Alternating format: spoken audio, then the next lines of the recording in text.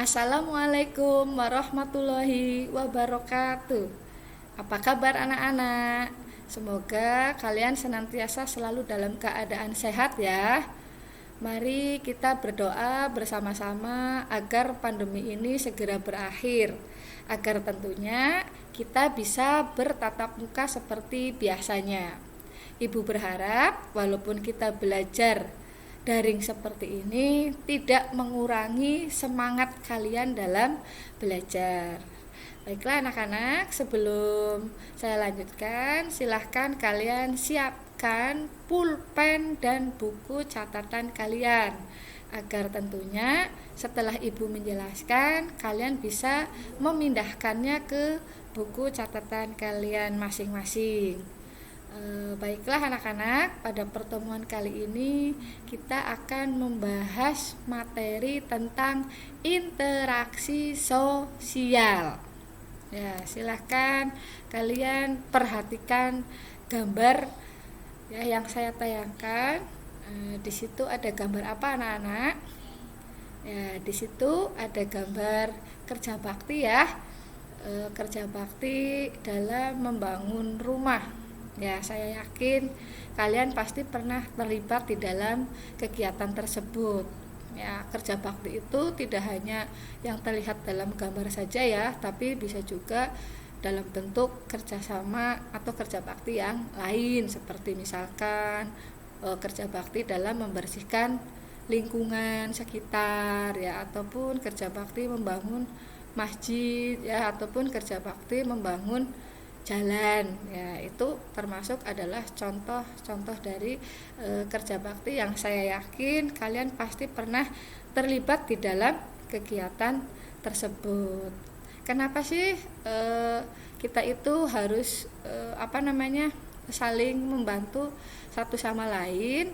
Ya, karena manusia itu pada dasarnya adalah makhluk sosial yang tidak bisa hidup sendiri tanpa bantuan orang lain. Oleh karena itu, manusia selalu melakukan yang namanya interaksi ataupun komunikasi dengan orang lain dalam menjalankan aktivitas kehidupannya. Jadi tidak ada manusia yang bisa hidup sendiri tanpa bantuan orang lain. Nah, berdasarkan penjelasan ibu tersebut, maka materi yang akan kita pelajari hari ini adalah tentang interaksi sosial, di mana pokok bahasannya adalah kita nanti akan membahas tentang pengertian interaksi sosial, ciri-ciri interaksi sosial, dan syarat terjadinya interaksi sosial.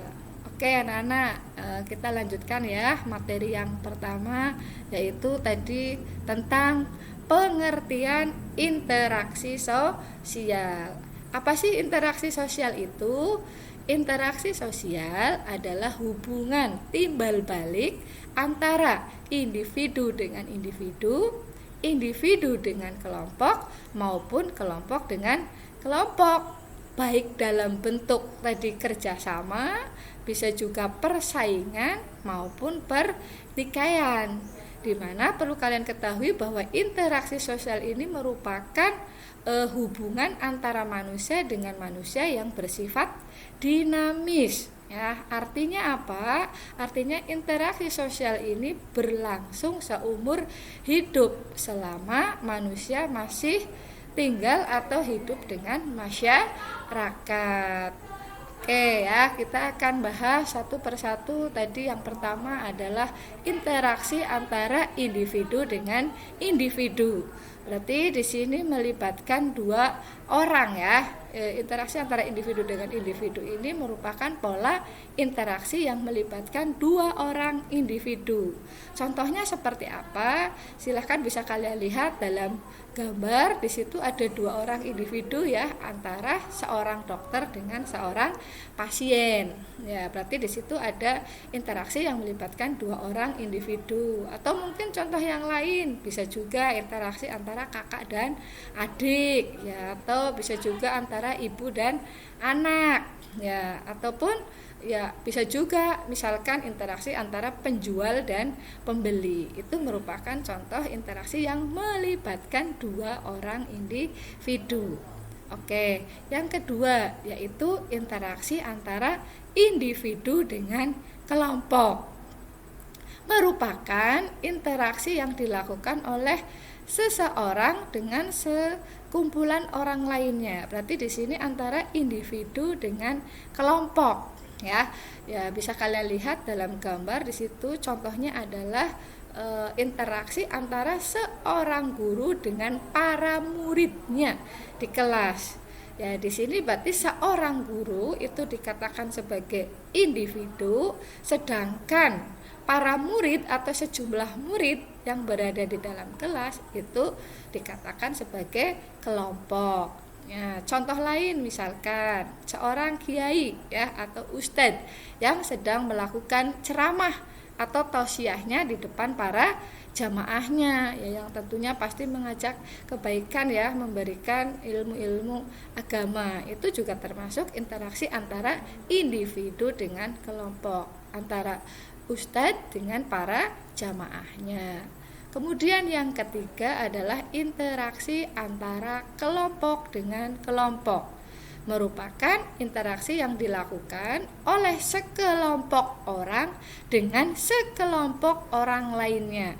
Ya, berarti di sini dikatakan berarti terjadi interaksi antara satu kelompok dengan kelompok yang lain. Ya, bisa kalian lihat dalam gambar di situ ada pertandingan kesebelasan sepak bola, bisa kita katakan ya, contohnya misalkan pertandingan antara Persija dan Persib gitu bisa, ataupun kalau di tingkat dunia misalkan pertandingan antara Manchester United dengan Barcelona ya, ataupun misalkan kalau di pertandingan di sekolah misalkan pertandingan futsal antara kelas 10 IPS 1 dengan 10 IPS 2 ya, atau yang menjadi kebanggaan sekolah kita adalah tim bola voli ya, yang mana tim bola voli kita ya alhamdulillah di SMA Badar Kaur itu kan masuk ke tingkat kabupaten ataupun provinsi ya, alhamdulillah lah. Pertandingan bola voli itu juga bisa dikatakan interaksi antara kelompok dengan kelompok. Paham ya anak-anak? Jadi tadi bentuk interaksi sosial itu ada 3, ada interaksi antara individu dengan individu, individu dengan kelompok, ataupun kelompok dengan kelompok. Nah, perlu kalian ketahui bahwa di dalam interaksi sosial ini salah satu pihak itu memberikan stimulus atau aksi dan pihak lain memberikan respon atau reaksi. Apa itu aksi dan reaksi? Aksi itu berarti adalah tindakan yang kita lakukan. Sedangkan kalau reaksi berarti adalah respon ya, respon terhadap tindakan yang kita lakukan. Sebagai contoh misalkan ya di sini interaksi antara guru dengan murid ya yang sedang melakukan kegiatan belajar mengajar di dalam kelas. Jadi interaksi antara guru dan murid ini di dalamnya terdapat yang namanya aksi dan reaksi. Aksinya seperti apa? Aksinya yaitu yang dilakukan oleh seorang guru, yaitu menjelaskan materi pelajaran kepada siswa. Itu namanya aksi. Berarti aksi itu dilakukan oleh seorang guru dalam menjelaskan materi pelajaran kepada siswa. Kemudian reaksinya apa? Responnya apa? Nah, responnya berarti adalah respon dari siswa atau reaksi dari siswa tentunya adalah mendengarkan penjelasan dari guru. Nah, disitulah menunjukkan bahwa telah terjadi yang namanya interaksi sosial, dan di dalam interaksi sosial tersebut terjadi yang namanya aksi dan reaksi. Bagaimana anak-anak? Paham ya dengan penjelasan yang Ibu sampaikan? Jadi perlu kalian ingat bahwa di dalam interaksi sosial itu terdapat yang namanya aksi dan reaksi. Oke, baiklah, kalau sudah paham, kita lanjutkan saja ke materi selanjutnya, yaitu tentang ciri-ciri interaksi sosial. Apa sih ciri-ciri interaksi sosial? Baiklah anak-anak, kita lanjutkan materi yang berikutnya ya, yaitu tentang ciri-ciri interaksi sosial. Apa sajakah ciri-ciri interaksi sosial itu? Menurut Charles P. Loomis, ada 4 ciri dari interaksi sosial. Yang pertama adalah bahwa interaksi sosial itu harus dilakukan minimal 2 orang. Ya, minimal, jadi interaksi sosial itu harus dilakukan minimal 2 orang. Contohnya tadi misalkan interaksi antara seorang dokter dengan seorang pasien, atau interaksi antara kalian dengan teman kalian. Nah, itu menunjukkan atau itu baru bisa dikatakan sebagai interaksi sosial karena terdiri minimal dari 2 orang. Dan di dalam interaksi sosial tersebut terjadi yang namanya aksi dan reaksi. Tapi kalau kamu sendirian, apakah itu sudah dikatakan interaksi sosial? Ya tentunya kalau kamu sendirian itu bukan termasuk interaksi sosial. Kenapa? Karena kalian tidak berhubungan dengan orang lain ya. Misalkan seperti kalian bercermin di depan cermin ya, itu bukan termasuk interaksi sosial karena kamu sendirian. Cermin itu adalah benda mati. Sedangkan tadi ciri yang pertama itu minimal terdiri dari 2 orang. Begitupun ketika kalian misalkan bernyanyi di kamar mandi. Biasanya kan kalian kalau mandi sambil nyanyi-nyanyi gitu ya. Ketika kalian bernyanyi di kamar mandi itu juga belum bisa dikatakan sebagai interaksi sosial. Paham ya anak-anak? Jadi ciri yang pertama, interaksi sosial itu harus dilakukan minimal 2 orang. Kemudian ciri yang kedua yaitu adanya komunikasi antar pelaku dengan menggunakan simbol atau lambang. Nah, simbol itu apa ya anak-anak? Simbol itu merupakan hal yang dimengerti oleh kita dan tentunya juga dimengerti oleh lawan bicara kita.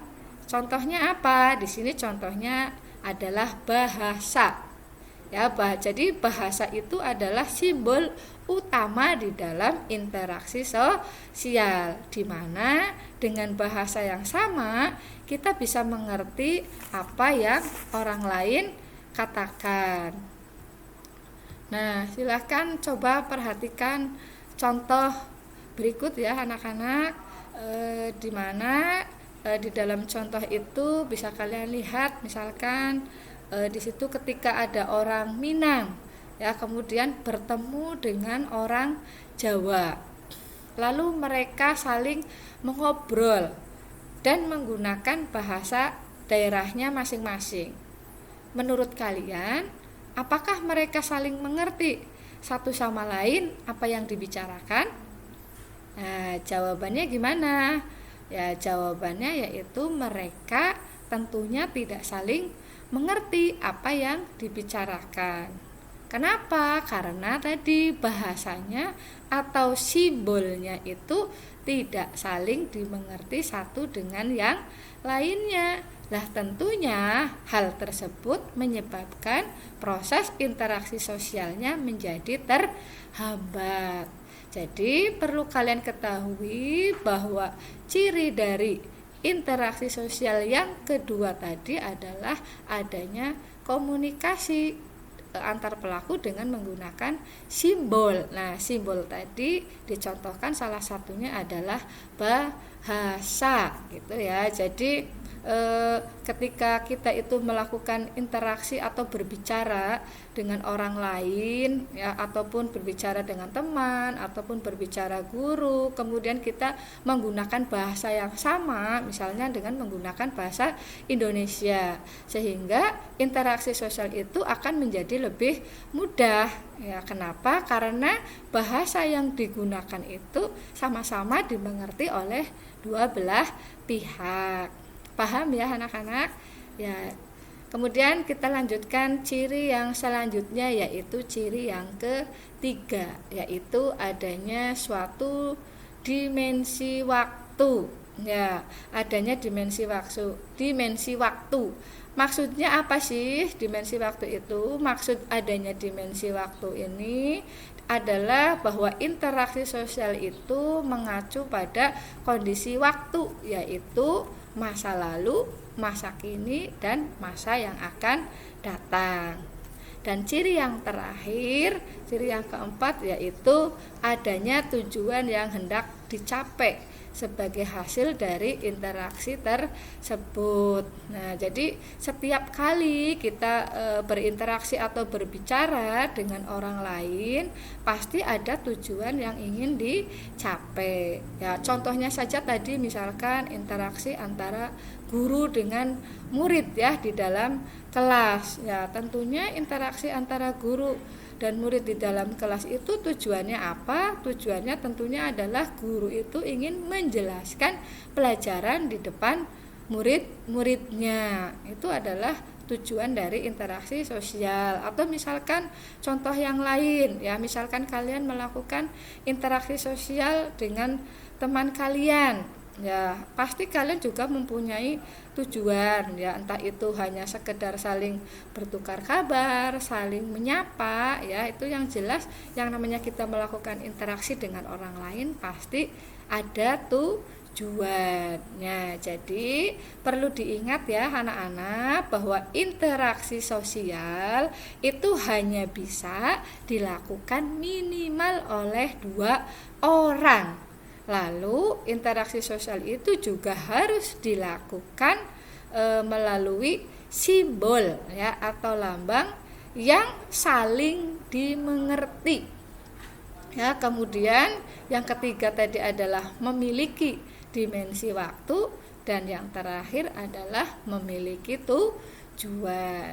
Paham ya anak-anak penjelasan mengenai ciri-ciri dari interaksi sosial. Kita lanjutkan yang berikutnya, yaitu tentang syarat terjadinya interaksi sosial.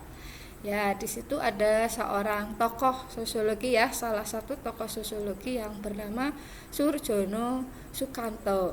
Di mana menurut Soejono Sukanto, interaksi sosial itu terjadi ketika memenuhi 2 syarat.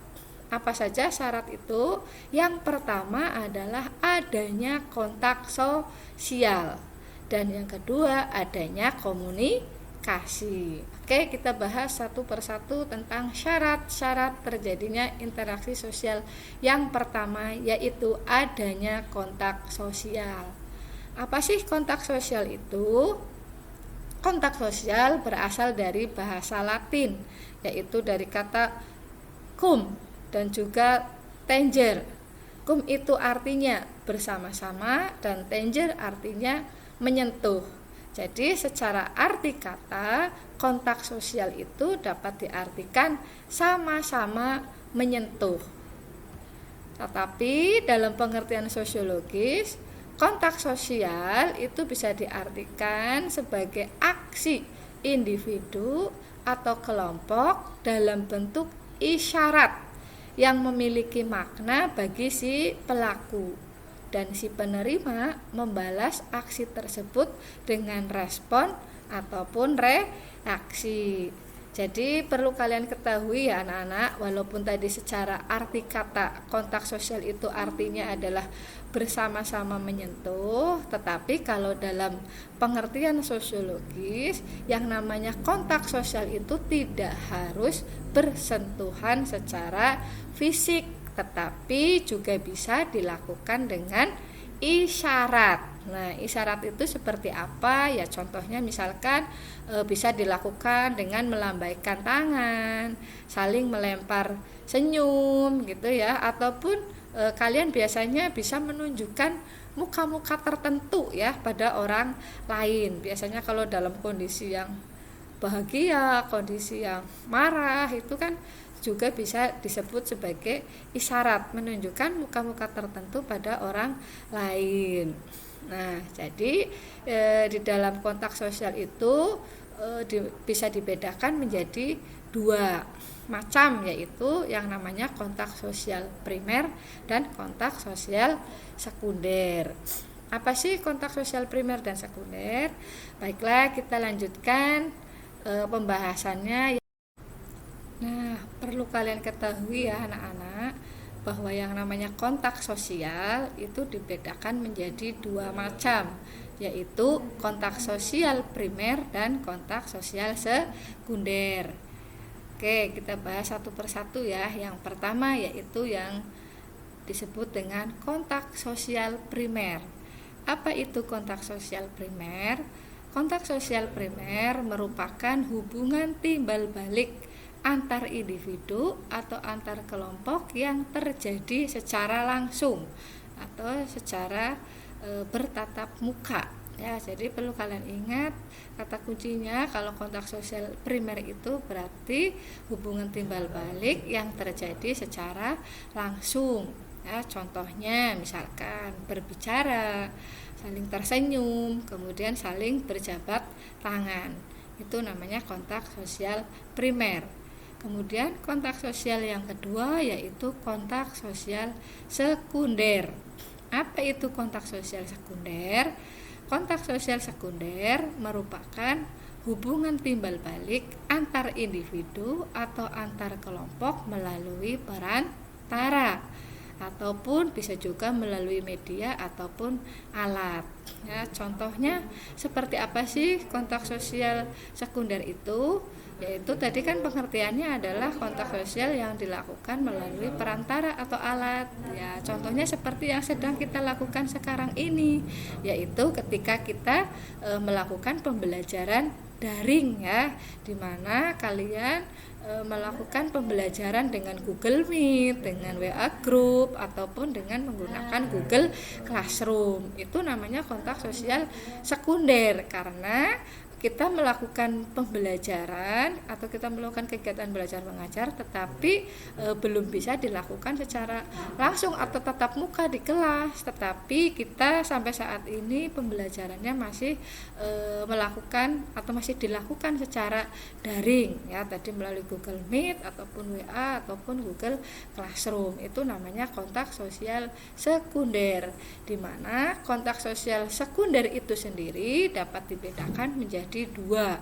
Ada kontak sosial sekunder langsung dan kontak sosial sekunder tidak langsung. Yang pertama tadi adalah kontak sosial sekunder langsung. Ya, kontak sosial sekunder langsung itu tadi contohnya misalkan ya saat kita melakukan KBM dengan Google Meet ya, itu sekunder langsung. Kenapa langsung? Karena saya langsung bertemu dengan kalian walaupun bertemunya dengan menggunakan HP itu ya, ataupun alat yang lain, komputer ataupun laptop. Kemudian contoh lain dari sosial sekunder langsung itu adalah menelpon teman, kemudian mendengarkan radio ataupun menonton televisi. Kemudian kontak sosial sekunder yang kedua yaitu kontak sosial sekunder tidak langsung. Contohnya seperti apa? Titip pesan kepada orang lain. Misalkan kalian menitip pesan ya dari si A, nitip pesan ke B untuk disampaikan kepada si C. Itu kan berarti melalui perantara orang ketiga gitu ya, sudah tidak langsung lagi tetapi melalui beberapa perantara atau melalui orang ketiga. Contoh lain, kirim barang melalui kurir.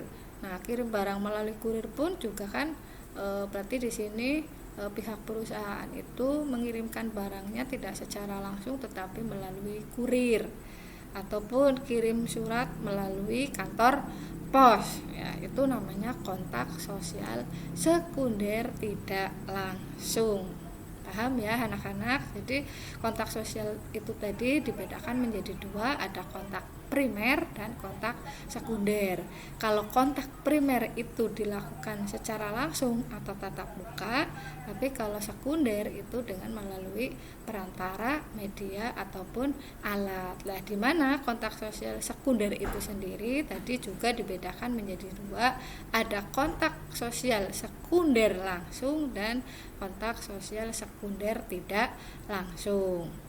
Nah, selain kontak primer dan kontak sekunder, ternyata kontak sosial itu sendiri berdasarkan bentuknya dibedakan lagi menjadi dua, yaitu ada yang namanya kontak positif dan kontak negatif. Kontak positif adalah kontak yang mengarah pada bentuk kerja sama. Contohnya misalkan ya, pedagang yang melayani pembeli dengan baik.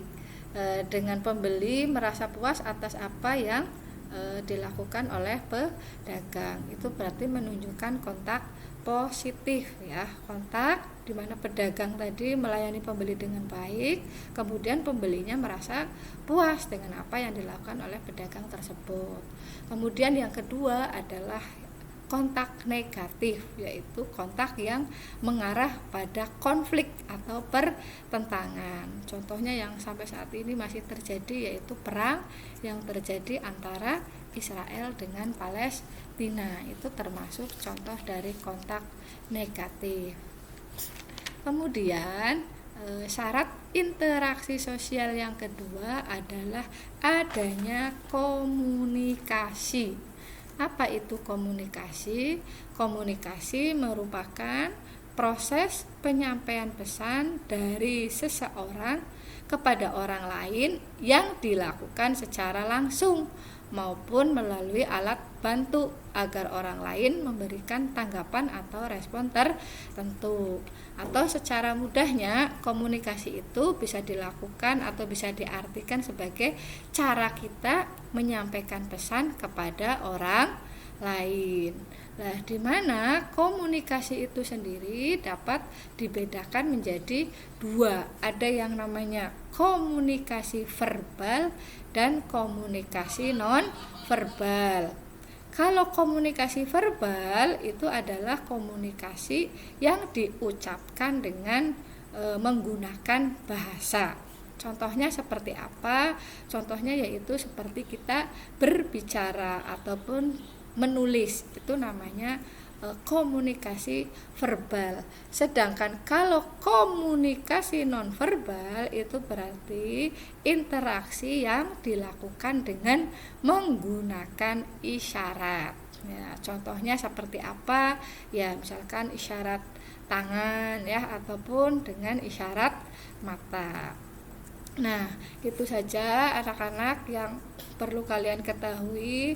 Mudah-mudahan penjelasan Ibu sampai di sini kalian bisa mengerti mengenai syarat-syarat terjadinya interaksi sosial. Coba apa saja sih syarat terjadinya interaksi sosial tadi? Interaksi sosial itu syaratnya ada dua. Yang pertama yaitu adanya kontak sosial. Tadi ada kontak primer dan ada juga kontak sekunder. Atau kalau berdasarkan bentuknya tadi ada juga kontak positif dan kontak negatif.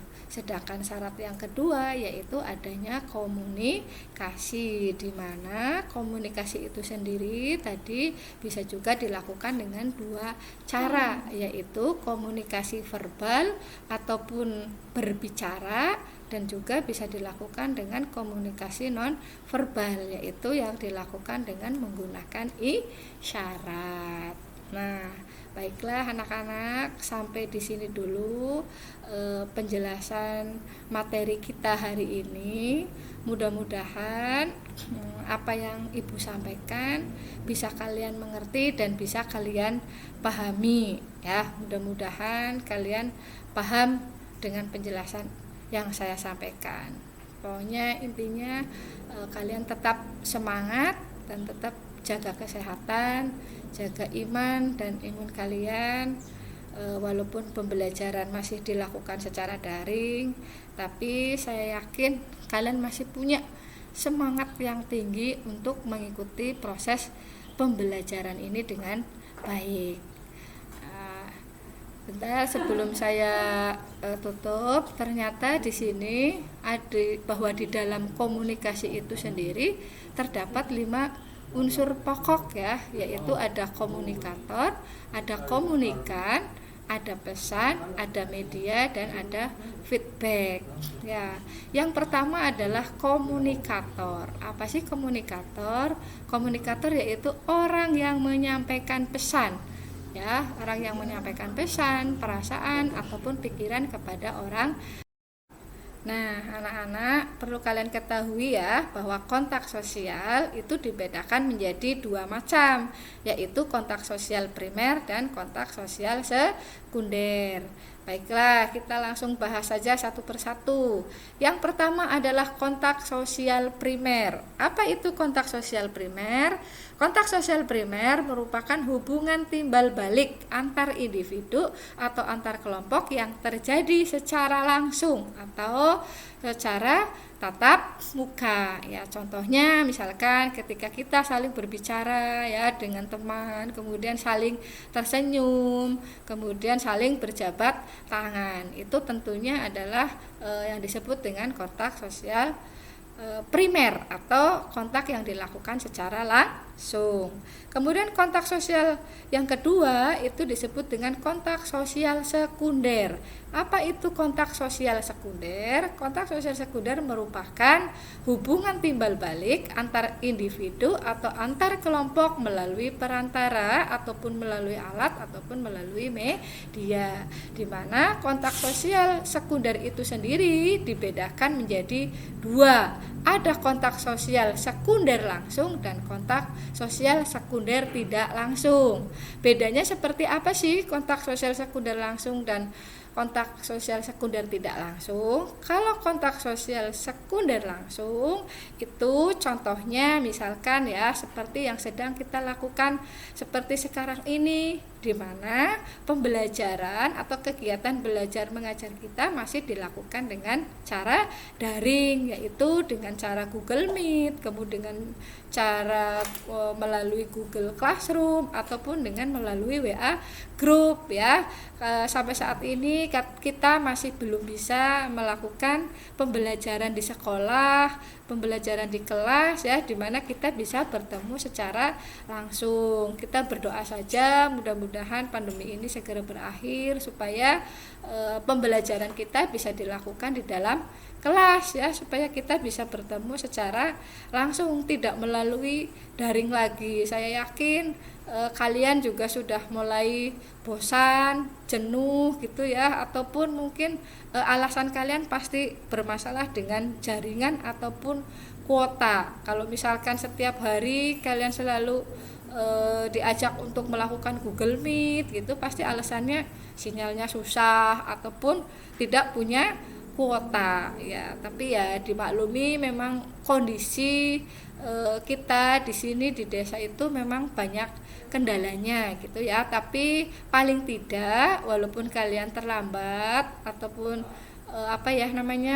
dalam mengumpulkan tugas ataupun tidak mengikuti pas ada Google Meet ya, yang penting kalian tetap berusaha mengikuti pembelajaran daring ini dengan baik ya. Mungkin bisa dengan memberi kabar kalau memang tidak punya kuota ataupun tidak ada sinyal. Yang pasti di sini kalian ada komunikasi ya dengan guru yang bersangkutan. Jangan pura-pura tidak tahu atau pasif dengan alasan sinyal ataupun kuota. Itu tidak dibenarkan. Jadi walaupun kalian mungkin tidak punya kuota ataupun tidak ada sinyal, ya setidaknya memberitahu guru yang bersangkutan supaya kegiatan KBM ini tetap berlangsung dengan baik dan supaya kalian juga tetap dapat nilai gitu ya. Jangan alasan gitu, terus nanti kalian bikin alasan yang tidak. Nah, itu namanya kontak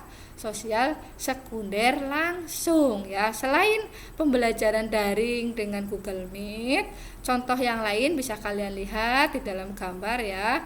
Sekunder langsung itu bisa juga dicontohkan ketika misalkan kalian menelpon teman. Ya, ketika kalian nelpon dengan teman kan kalian langsung berbicara dengan teman yang kalian telepon kan ya, hanya melalui HP gitu. Lah ini namanya kan berarti kontak sosial sekunder langsung. Ataupun bisa juga contoh lain mendengarkan radio ataupun menonton televisi. Lalu yang kedua adalah kontak sosial sekunder tidak langsung. Lah kalau kontak sosial sekunder tidak langsung ini berarti melalui perantara orang ketiga.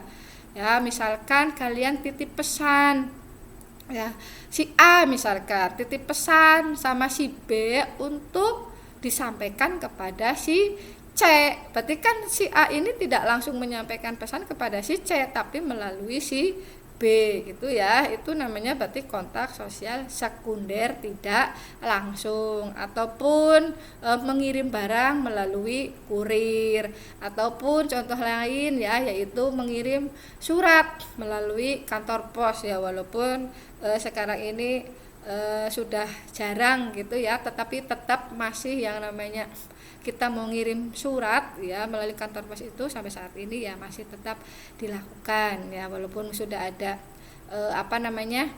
HP gitu ya yang lebih canggih untuk berkomunikasi, tapi kalau memang untuk mengirimkan barang ya tetap kita biasanya menggunakan pos ataupun ya yang lainnya, CNT ataupun CNE ataupun yang lain-lainnya. Itu disebut dengan kontak sosial sekunder tidak langsung. Nah, selain kontak primer dan kontak sekunder, berdasarkan bentuknya kontak sosial itu sendiri juga dibedakan menjadi dua. Ada yang namanya kontak positif dan kontak negatif. Kalau kontak positif itu berarti kontak yang mengarah pada bentuk kerja sama. Contohnya seperti apa sih kontak yang mengarah pada bentuk kerjasama atau yang bersifat positif itu? Contohnya misalkan ketika pedagang melayani pembeli dengan baik dan pembeli merasa puas atas apa yang dilakukan oleh pedagang tersebut, itu berarti terjadi kontak yang positif. Kemudian yang kedua ada kontak negatif. Kontak negatif ini mengarah pada bentuk konflik atau pertentangan. Contohnya seperti perang yang terjadi antara Palestina dan Israel. Itu dikatakan sebagai kontak negatif. Kemudian syarat interaksi sosial yang kedua yaitu yang namanya komunikasi. Adanya komunikasi. Apa itu komunikasi? Komunikasi merupakan proses penyampaian pesan dari seseorang kepada orang lain yang dilakukan secara langsung ataupun melalui alat bantu agar orang lain memberikan tanggapan ataupun respon tertentu. Nah, di mana komunikasi sosial itu sendiri dapat dibedakan menjadi dua, ada komunikasi verbal dan komunikasi non verbal.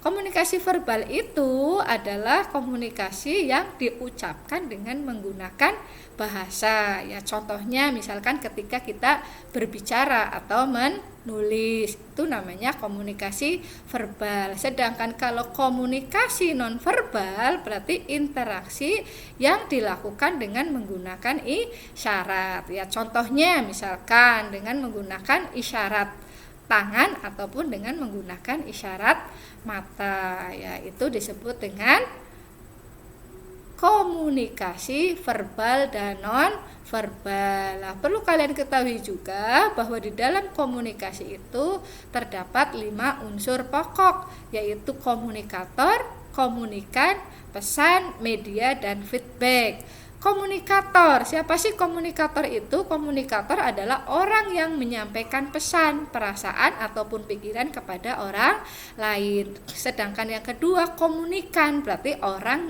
atau sekelompok orang yang menerima pesan, pikiran, atau perasaan. Dan yang ketiga adalah adanya pesan itu sendiri. Pesan itu berarti sesuatu yang disampaikan oleh komunikator. Dan yang keempat adalah media. Media itu berarti alat untuk menyampaikan pesan.